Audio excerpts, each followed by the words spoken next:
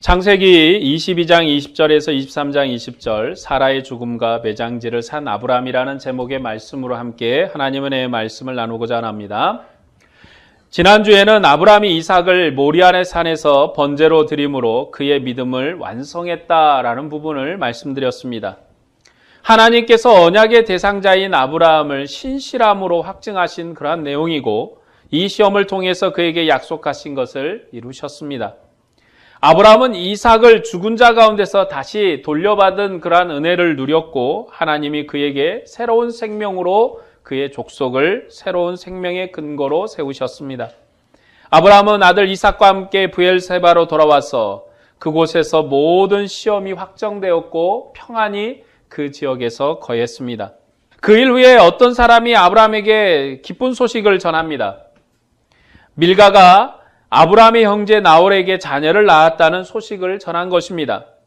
8명의 아들을 낳았고 나홀의 첩도 4명의 아들을 낳아서 도합 12명의 아들을 낳았습니다. 참으로 많이 낳은 아들의 숫자입니다. 그뿐만 아니라 손자를 낳은 아들도 있어서 굉장히 번성했습니다. 그런데 이 나홀의 가정과 비교해 볼 때 아브라함은 정말로 비참한 겁니다. 독자 이삭밖에 없는데 그도 결혼하지 않았습니다. 가정이 안정되지 않은 겁니다. 자녀도 하나밖에 없을진데 그 자녀도 결혼하지 않아서 손주도 없고 참으로 이 가정은 누가 봐도 불안한 그런 가정일 것입니다. 그런데 오늘 본문 23장을 보면 사라가 죽었습니다. 그녀는 성경에서 유일하게 나이가 기록된 여자입니다. 믿음의 어머니며 아브라함의 평생의 동반자였습니다. 갈대아 우르에 남아있던 나홀의 가정은 8명의 아들을 낳고 첩도 4명의 아들을 낳아서 12이라는 아들로 번성했다는 소식을 전했는데 멀리 이민 온 이 아브라함은 믿음의 동반자인 사라를 잃었습니다. 뿐만 아니라 결혼도 하지 못한 40살이나 된 아들과 가나안 땅에서 혼자였습니다. 그래서 나홀이 번성했다는 소식은 아브라함에게는 매우 기쁜 소식이면서도 한편으로는 매우 슬픈 소식이기도 합니다. 자신을 돌아보니 자신은 이주에서 와서 자녀도 없고 번성하지도 못했고 그리고 그 땅에서 이제 사랑했던 자신의 아내마저 죽은 것입니다. 하지만 창세기 본문의 문맥은 데라의 후손이 아브라함과 어떻게 연합할 것인가 하는 것입니다. 우리는 이 문맥을 잘 이해하면서 본문의 말씀을 살펴봐야 합니다. 아브라함은 복의 근원으로 하나님을 떠나 가나안에 들어왔습니다. 그런데 지금 그는 다 늙은 노인이 되었고 평생의 반려자였던 아내가 죽었으며 장가가지 못한 아들 하나만 남았습니다. 아브라함이 고향으로 돌아가려고 생각했다면 이때가 바로 적기였을 것입니다. 자기 동생 나홀이 번성했다는 소식을 들었기 때문에 충분히 돌아갈 마음도 있었고 돌아갈 명분도 있었습니다. 아니 어찌 보면 그의 마음에 그런 마음이 생긴다고 해도 그것은 이상한 일이 아니었습니다. 그전에는 부부가 서로 의논하고 믿음으로 격려하면서 10년도 참았고 25년도 참았지만 지금 믿음의 동반자가 죽었고 그를 위로할 사람은 아무도 없기 때문에 그가 불뚝 일어나 돌아간다고 해도 그 누구도 반대하지 못했을 것입니다. 하지만 아브라함은 가나안 땅에서 묘지를 샀다라고 본문에 말씀합니다. 오늘 이 본문에서 강조하는 것은 아브라함이 사라를 매장할 묘지를 사서 확정했다라는 것입니다. 이것이 바로 결론입니다. 오늘 이야기의 모든 결론은 여기에 직결되어 있습니다. 본문 23장 20절 말씀을 보면 이렇습니다. 이와 같이 그 밭과 거기에 속한 굴이 해쪽 속으로부터 아브라함이 매장할 소유주로 확정되었더라. 아브라함은 그의 슬픔을 듣고 일어나서 매장지를 샀습니다. 그는 아내가 죽었을 때 임시로 매장한 것이 아니라 영원한 매장지로 구입하기 위해서 매장지를 사서 그곳에 장례했습니다. 아브라함이 많은 돈을 들여 매장지를 샀다는 것은 그가 하나님의 약속을 확실히 믿고 자기의 믿음을 확증한 것입니다. 이 매장지에 아브라함과 이삭이 장사되고 야곱은 죽을 때 애굽에서 자기를 그곳에 장사 지내지 말고 조상의 묘실에 장사 지내달라고 유언을 했습니다. 구약 때는 조상의 묘실에 들어가는 것이 조상의 유업에 함께 참여하는 것이기 때문에 조상의 묘실에 장사되는 것이 그들의 소망이었습니다.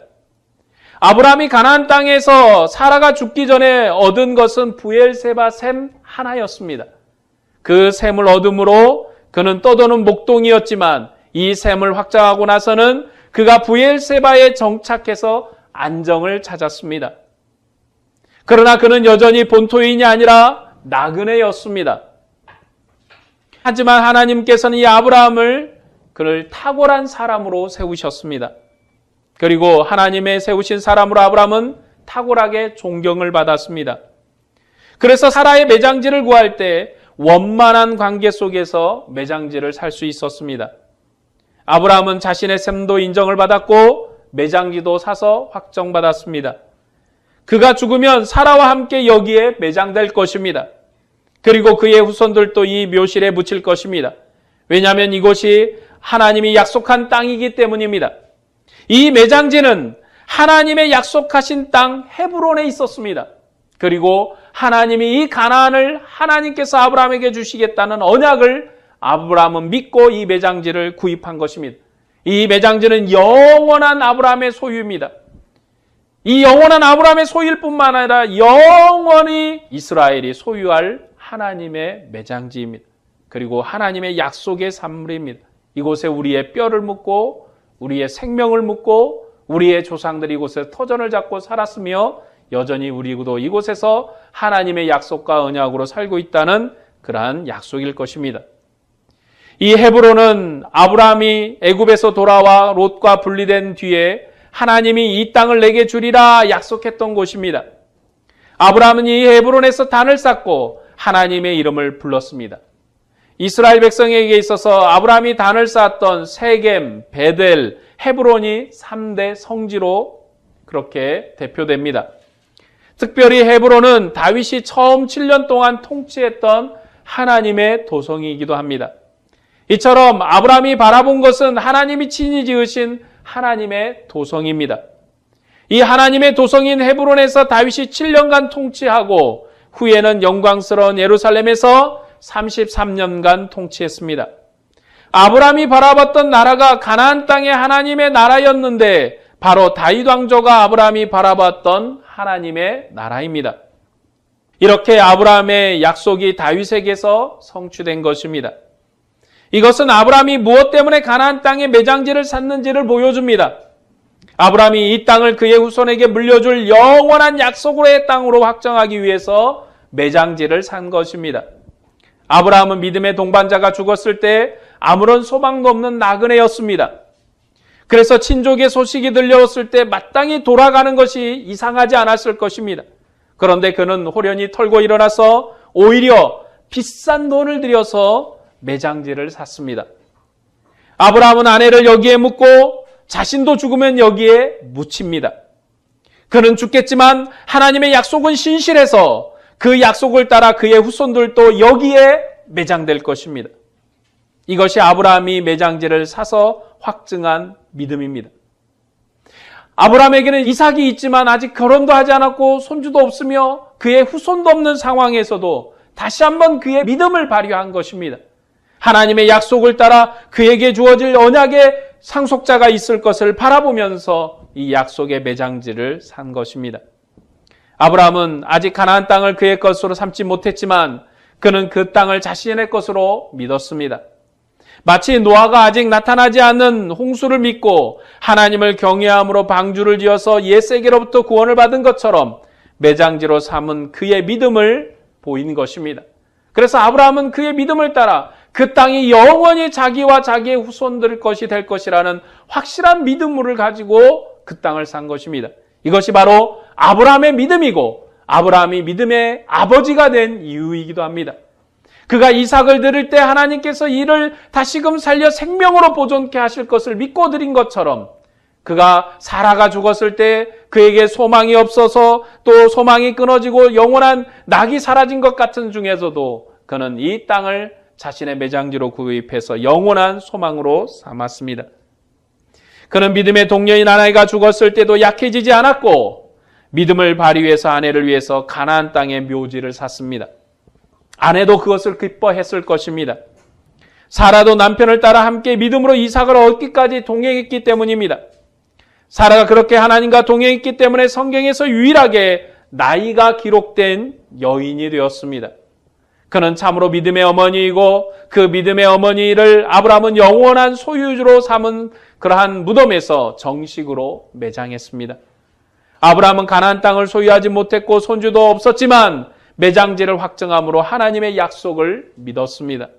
그리고 그는 고향 땅으로 돌아가지 않았습니다. 후에 아브라함이 이삭을 나홀의 손자인 리브가와 결혼시킬 일무로 데라의 모든 가족이 아브라함과 연합하게 됩니다. 이것이 창세기에서 데라의 족보의 의미입니다. 바벨탑 사건으로 천하 만민이 분리되었지만 노아의 상속자인 셈 족속의 장자 아브라함을 통해서 모든 인류가 하나로 연합될 것입니다. 그래서 데라의 가족이 분리되지 않고 이삭과 리브가가 결혼함으로 아브라함을 통해 하나로 연합되는 것입니다. 하지만 아브라함과 이삭까지는 분리가 강조점입니다. 본토 친척 아비의 집을 떠나라고 아브라함에게 명령하셨고 아브라함은 이삭이 결혼할 때 본토의 땅으로 돌아가지 말라는 명령을 했습니다. 데라의 가족이 아브라함과 이삭에게 연합하는 것이 아브라함의 복을 누리는 방법입니다. 그렇게 해야 데라의 후손들이 가나안 땅을 유업으로 함께 누리는 것입니다. 아브라함이 데라의 가족에게 본래 있었던 친척의 집으로 돌아가는 것이 아니라 거꾸로 데라의 후손들이 아브라함에게 연합해서 가나안 땅에 들어와 정착함으로 그곳에서 하나님의 언약을 아브라함에게 주신 복을 같이 누리는 것입니다. 아브라함의 아내이며 믿음의 동행자인 사라가 죽었습니다. 아브라함은 믿음의 동지를 잃었고 자신이 의지할 후손은 번성하지 못했습니다. 그런데도 그는 슬픔을 이기고 믿음을 발휘해서 많은 돈을 주고 매장지를 샀습니다. 그의 아내는 27년 동안 남편을 믿고 가나안 땅에 들어왔던 여자입니다. 그녀는 한 번도 고향으로 돌아가자거나 남편 때문에 힘들다는 소리를 하지 않았고 믿음으로 같은 걸음을 걸었습니다. 이런 아내가 가나안 땅에 묻히면 아브라함도 여기에 묻힐 것입니다. 그리고 가나안 땅을 소유하게 될 후손들이 그를 따라 여기에서 안식을 얻을 것입니다. 그것이 매장지를 산 아브라함의 믿음입니다. 또한 이것은 아브라함의 승리입니다. 하나님께서는 아브라함의 믿음을 다윗 왕조를 통해서 성취하셨습니다. 하나님께서 그의 후손이 대적의 문을 차지하려고 하셨는데 다윗은 주변 열국을 복종시키고 가나안 족속을 멸절시켰습니다. 그리고 모든 족속이 내 씨로 말미암아 복을 받을 것이라고 하셨는데 다윗의 아들 솔로몬 때 천하 만민이 보화를 가지고 나와서 그의 지혜를 들으며 하나님께 영광을 돌렸습니다. 그런데 이스라엘은 그들의 조상 아브라함과 이삭을 따라 하나님께 헌신된 백성으로 살지 못했습니다. 그들이 세상을 바라보지 않고 하나님의 약속을 믿으면 다윗 왕조가 영원하리라고 하셨는데 그들은 세상 영광을 바라보았습니다. 그래서 결국 세상의 종이 되어 바벨론의 더러운 땅에 던져졌습니다. 하지만 하나님은 신실하신 하나님이십니다. 아브라함과 이삭과 야곱은 죽었어도 하나님은 세세토록 살아계신 분으로 그의 약속은 신실하십니다. 그래서 하나님께서 이스라엘 백성을 바벨론 포로에서 돌아오게 하시고 초라한 성전을 예루살렘에 짓도록 하셨습니다. 그렇게 이스라엘 백성이 70년 만에 돌아왔지만 약속이 완전히 이루어진 것은 아니었습니다. 하나님께서는 한 사람을 통해 무너지지 않는 영원한 나라를 세울 것이라고 말씀했습니다. 그때는 세상 나라가 무너지고 하나님의 나라가 천하를 덮을 것이라고 하셨습니다. 하나님께서는 이 약속을 따라 한 사람, 그의 아들을 세상에 보내셨습니다. 예수님은 아브라함과 다윗의 후손 그리스도 예수입니다. 그래서 신약성경은 마태복음 처음부터 창세기처럼 족보로 시작합니다. 아브라함은 본토 친척 아비의 집을 떠나 세상에서 권세로부터 자기를 분리시켰습니다. 그 전에 사람들은 서로가 연합해서 하나님을 대항하는 죄를 지었습니다. 그래서 니무롯 같은 인물을 중심으로 영웅주의 문화를 꽃피웠고 그 영웅을 중심으로 연합해서 하나님께 대항했습니다. 큰 도시를 건축하고 그리고 사람들이 많이 뭉쳐서 자기의 이름을 내려고 했습니다. 그러나 셈과 그의 후손은 그렇게 살지 않았습니다. 아브라함은 본토 친척 아비의 집을 떠났습니다. 그는 홀로 하나님을 위해서 스스로 생존권을 포기했습니다. 그리고 자기의 독자 이삭을 드렸을 때 그는 모든 것을 다 내려놓고 포기했습니다. 이런 아브라함의 믿음을 하나님은 끝날에 그의 아들 예수를 통해서 완성하십니다. 이 아들은 아브라함보다 더 큰 영광을 가지신 분이십니다. 아브라함은 갈대아 우르에서 유력한 집안이었고 가나안 땅에서는 거부가 되었지만 그는 모든 것을 포기하여서 아들 이삭을 하나님께 드림으로 믿음의 아버지가 되었습니다. 예수님께서는 하나님의 아들로 죽은 자를 살리는 권세 있는 분이시지만 아버지의 뜻을 위해서 모든 것을 포기하시고 하나님 앞에 헌신하셨습니다. 특별히 누가복음은 예수님의 헌신을 강조합니다. 누가복음은 예수님께서 내 영혼을 아버지 손에 부탁하나이다 말씀하신 분으로 자기 생명을 하나님께 헌신하셨다고 기록합니다. 예수님은 자기 생명을 버리심으로 하나님께 온전히 헌신하셨습니다. 아브라함이 독자 이삭을 드릴 때 이삭 대신 번제물로 드렸지만 그것은 자기의 모든 전체를 드린 것입니다. 자기의 생명을 드린 것이고 자기의 삶을 드린 것이고 자기의 모든 것을 그 뿌리의 근본부터 다 드린 것입니다. 왜냐하면 이삭은 상속자이기 때문에 이 상속자가 끊어지면 자기도 죽는 것입니다. 상속자가 없어지면 자기도 사라지는 것이고 자기의 물질도 자기의 생명도 자기의 가진 모든 것도 다 사라지는 것입니다. 오늘날도 그러지 않습니까? 자기의 후손이 없으면 자기의 근본이 사라지는 것과 같은 느낌을 받는 것입니다. 왜냐하면 나의 이름을 이을 자도 나의 재산을 이을 자도 나의 명예를 이을 자도 나의 모든 걸 이을 자가 다 사라지는 것 같아서 불안한 것입니다. 그런데 하나님께서는 아브라함에게 이삭을 딱 지목해서 드리라고 했습니다. 그때 아브라함은 머뭇거리지 않고 누구하고도 상의하지 않고 단번에 이삭을 드릴 마음을 가졌습니다. 하지만 하나님의 아들은 하나님의 영광을 버리고 이 땅에 오신 분이십니다. 그뿐만 아니라 그는 모든 권세를 포기하고 아버지의 뜻을 위해서 목숨을 버렸습니다. 여러분, 아브라함이 대단한 결단을 하고 믿음의 아버지가 되었지만 주님은 하늘 영광을 버리고 이 땅에 오셨고 하늘 영광만 버리신 것이 아니라 그는 자기의 생명까지도 아낌없이 아버지에게 드리신 분이십니다. 그래서 하나님께서 이 아들을 살리시고 하늘 보좌에 올리셨습니다. 이 아들이 고난 중에도 하나님께 순종했기 때문에 율법이 완성된 것입니다. 이제 이 아들 안에서 모든 사람이 의인이 되고 천하 만민이 복을 받을 것입니다. 바로 이분이 아브라함의 후손이십니다. 이처럼 높은 이름을 가진 분이 없습니다. 아브라함이 믿음의 아버지가 되었고 다윗이 가나안 땅의 왕이 되었으며 솔로몬은 지혜가 충만한 자였지만 모든 이름 위에 뛰어난 이름은 예수에게만 주어졌습니다. 바로 이분이 천하 만민을 복주시는 하나님의 아들이십니다. 이제 하나님께서는 노아의 후손들이 이 땅에 충만하도록 복을 주셨지만 그들은 하나님을 거역했음을 알아야 합니다. 그들은 이전에 하나님께서 노아의 후손을 땅에 충만하게 하셨고 그리고 그들에게 복 주셔서 하나님이 충만한 은혜로 거하게 하셨습니다. 그러나 하나님은 그들의 죄를 물로 심판하지 않았습니다. 때문에 그들을 흩으셨고 흩어진 땅에서 하나님의 영광을 누리게 하셨습니다. 이처럼 하나님의 오래 참으심이 세상의 구원입니다. 하나님께서 오래 참지 않았다면 세상은 벌써 멸망했을 것입니다. 여러분, 하나님의 오래 참음이 오늘 우리의 구원인 줄로 믿습니다. 하나님이 우리를 향한 사랑이 없었다면 우리는 진작에 망했을 것입니다.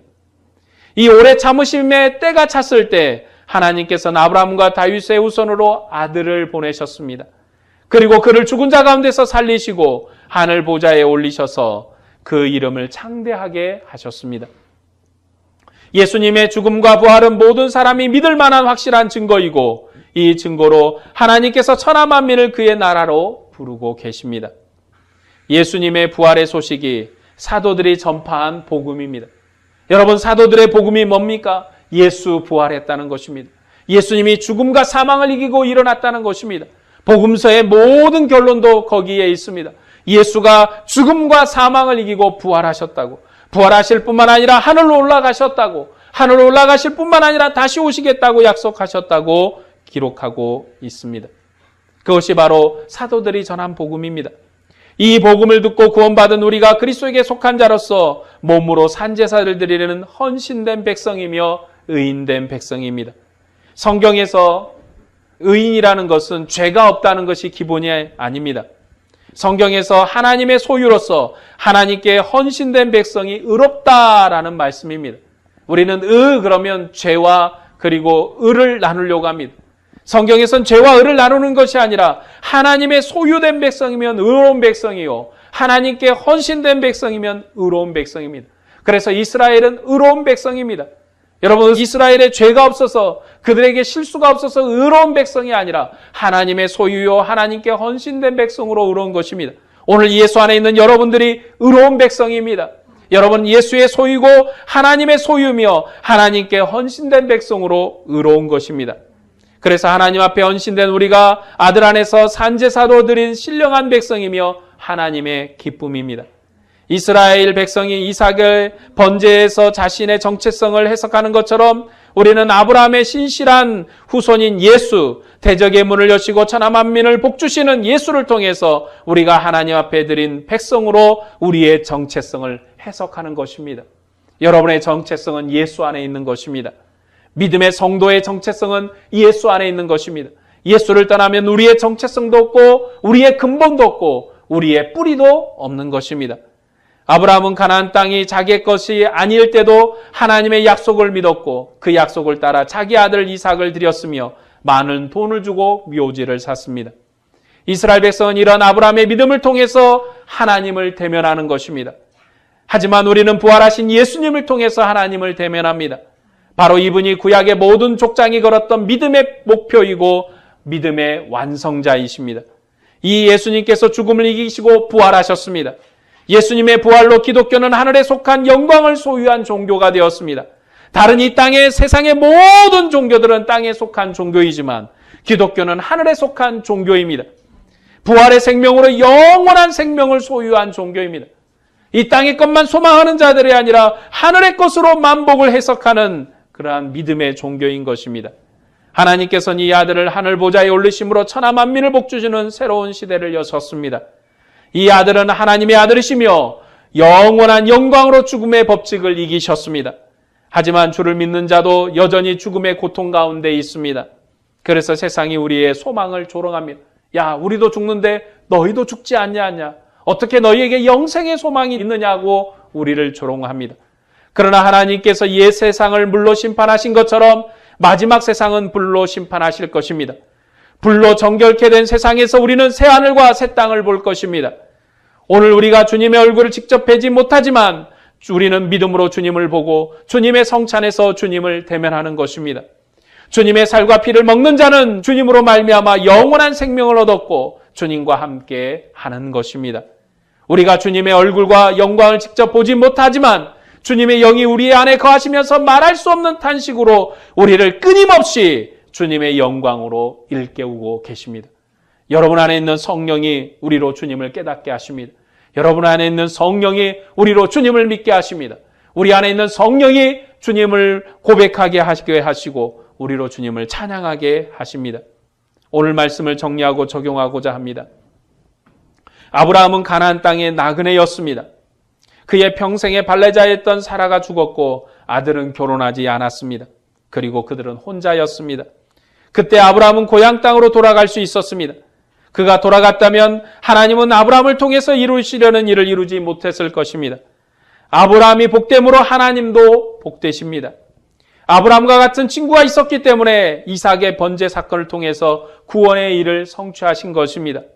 그리고 아브라함이 묘지를 갑으로 주고 샀기 때문에 아브라함의 후손에게 주신 약속을 성취할 수 있었습니다. 이 말은요, 하나님이 능력이 없다는 말이 아닙니다. 하나님께서 이 언약의 동행자와 함께 그 일을 이루신다는 말입니다. 이제 하나님께서 아들을 보내셨습니다. 이 아들은 아버지의 상속자이며 영원한 아버지의 기쁨이십니다.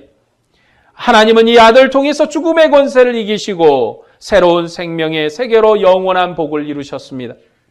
이 아들의 영이 우리 안에 거하면서 다시는 죽음으로 돌아가지 않고 영원한 도성을 바라보고 믿음의 경주를 감당할 수 있도록 격려하십니다.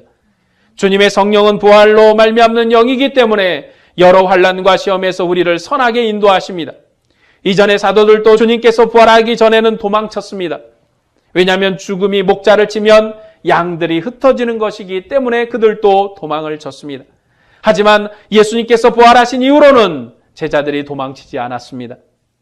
우리 주님께서 죽음을 이기시고 영원한 왕이 되셨기 때문에, 사망을 이기셨기 때문에 그 사망을 두려워하지 아니하고 도망치지 않았습니다.